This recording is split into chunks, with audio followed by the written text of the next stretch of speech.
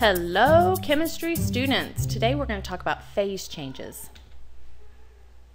Phase change is the process of absorbing or releasing energy to change from one phase to another phase. And we're going to talk about four phases: solid, liquid, gas, and plasma.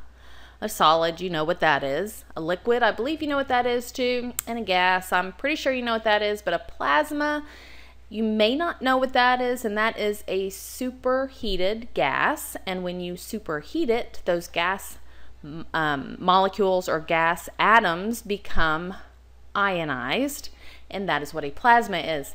Plasma, we see that in fluorescent lights and in neon lights. Okay, so in our phase changes, we have vaporization, which is when a liquid becomes a vapor.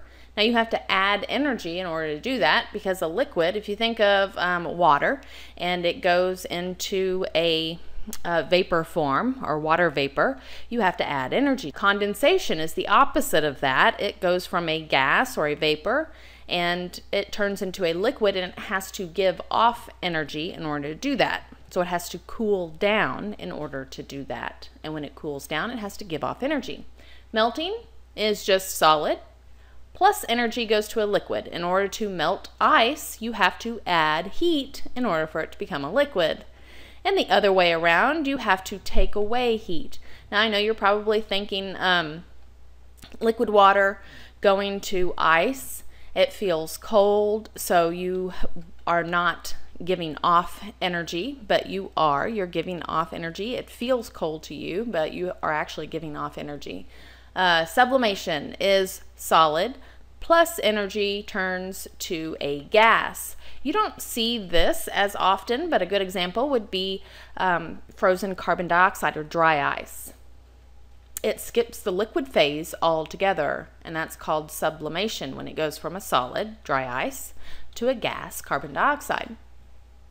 The opposite of that is deposition, and that is when a vapor turns into a solid and gives off energy. You see this in the old time fridges or ice boxes, when you had to defrost your ice box because ice would form on the inside walls, and it's because there was water vapor in the air, and it would freeze into a solid, and it would totally skip the liquid phase. So if you notice, all of those phase changes either required an input of energy or they released energy. And a phase change is either exothermic or endothermic. Exothermic means a process that releases heat, or heat will exit the system, and endothermic is a process that takes in heat, or heat enters the system. So which phases are exothermic? The ones that released heat. So it had to go from a high energy state to a low energy state. Well, the gas going to a liquid, gas is a high energy, going to a liquid, which is a lower energy.